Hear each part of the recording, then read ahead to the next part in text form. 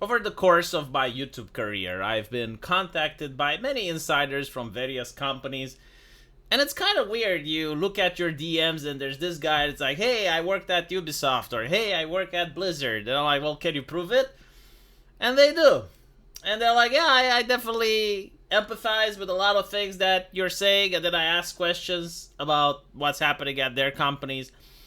And one of the interesting things that I found out, and this is from a Blizzard developer which worked at the company for more than 20 years, worked on Warcraft 3, worked on World of Warcraft. He was an amazing artist.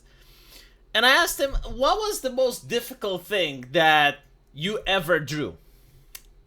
And he told me that this is after Overwatch comes out, literally the next BlizzCon, and they gave him this massive banner, like huge banner, and they wanted every single Overwatch character, and they also wanted it to be accurate to size.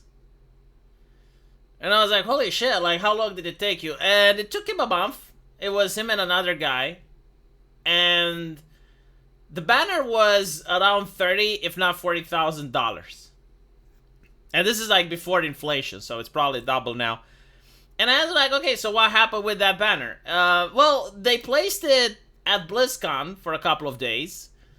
And now it's probably gathering dust in a warehouse somewhere. So, the moral of the story is that Blizzard at the time actually cared. And they actually did want to make a good product. So they wanted to amaze people, right? Like the banner was part of the decor. You go into BlizzCon, you see it. It's wonderful. It's eye-catching. And that's what a company that cares about the customer does. This is not Blizzard of now. This is the Blizzard of then. Like, again, Overwatch just released, right? And look at what Ubisoft is doing. Like, besides the fact that they're constantly attacking their critics. I mean, the CEO goes on crying because Elon Musk criticized him, right? Like, Elon Musk said mean words, and he's probably crying about it even now. Calling their potential customers racist and all that shit. And now that they're caught doing something that a multi-billion-dollar company shouldn't do. So they got on Amazon, I guess. And they bought a cheap sword for $20, which is the One Piece sword. And they're saying that this is Yasuke Katana. I mean, I would understand if an indie company would do something like this, but, you know, when I was at university, the thing that you should never do was to plagiarize. Like they took that shit absolutely serious.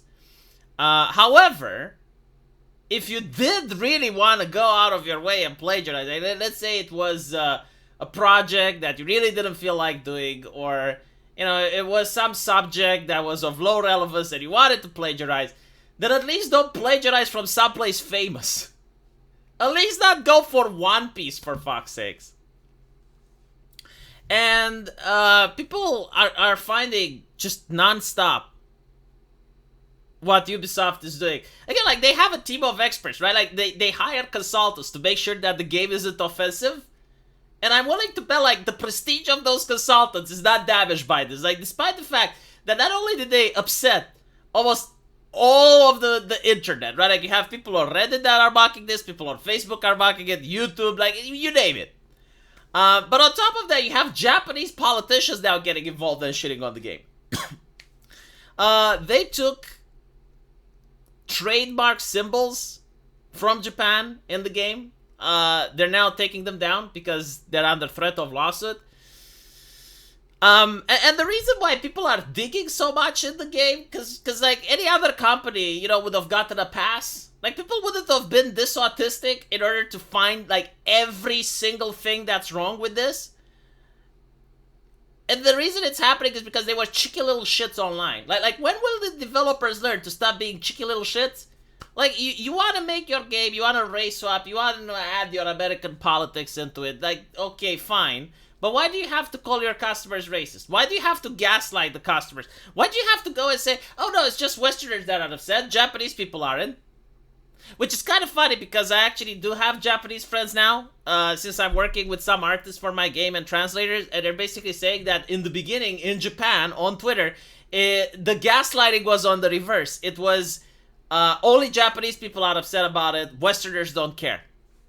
So I'm willing to bet there's some astroturfing involved. I'm willing to bet that the company is using bots or is using like fanboys or pay shields or something in order to convince people. It's like, no, the criticism doesn't exist. Like, the game is perfect. It's amazing. You'll definitely love it. It's going to be a classic in 20 years from now. It's just like some bigots on the internet. And in Japan, it's like, no, it's just Japanese people that are a problem. And in the West, it's like, no, it's just Westerners that are a problem. But at this point, like, this is why they despise that petition that Groom started. It's because it's very difficult to deny the numbers now. And you also have Japanese politicians coming up, Japanese YouTubers coming out. Like they are making songs about this, mocking, making fun of Ubisoft. And the people that they're hiring, they're not competent. It's not that, you know, the story writers are incompetent, but the people making the trailers and the promo material are incompetent. Like, apparently they found Chinese symbols for the Japanese version. Like, really? Like, even I am able to tell at this point what the fuck is a kanji and what is a Chinese symbol. I can't tell the Korean ones though. Like, those are a mystery. I can't tell Chinese from Korean. But even I, with my limited understanding, if you show me a kanji, I probably am able to tell, yeah, like, this is in Japanese, right? They can't do any of that shit. And even more interesting, apparently, the person that wrote the book about Yasuke was recently caught that he was editing the Wikipedia. So basically, like, the man just wanted to sell his book. So he edited his Wikipedia in order to make his book more legit, but like when the internet caught fire and people started digging into it, he just deleted his social media account. So there's also that. Like more historical things have been uncovered. There's barely any text of Yasuke in Japanese, right? So like the actual Japanese sources, very lacking. A lot of them are Western sources. And of course Wikipedia locked down the page to make sure that people don't call this out. I'm generally curious to see if the game will sell or not. Like, it all depends if people will hate play it or not. If people don't hate play it, like, that would be interesting. That would be interesting because it would actually send a message. I do believe it's possible. If it was like 4 years ago, I wouldn't believe it's possible. But now it probably is because I do see that gamers are becoming consumer aware. Like, they're becoming class conscious, if you make that in sense. So, it is actually possible that people will not play Assassin's Creed. It's not about boycott, because like boycott would imply that people would want to buy it, but it's like there's no interest anymore. Like it's so bland, it's so boring that it's like, what do I want to play? Rip-off of Ghost of Tsushima with Japanese hip-hop music and female characters that look like men. Is this what I'm into? No? Okay. Well. And I know the irony. Like, Ghost of Tsushima is a ripoff of Assassin's Creed. I know that. But, like, again, Ghost of Tsushima, not a multi-billion-dollar studio, right? Like, it's excusable for them. It's not excusable for Ubisoft. Like, you really can't afford to find some creative people? Let me know what you guys think. And as usual, I will see you in the comment section. Take care.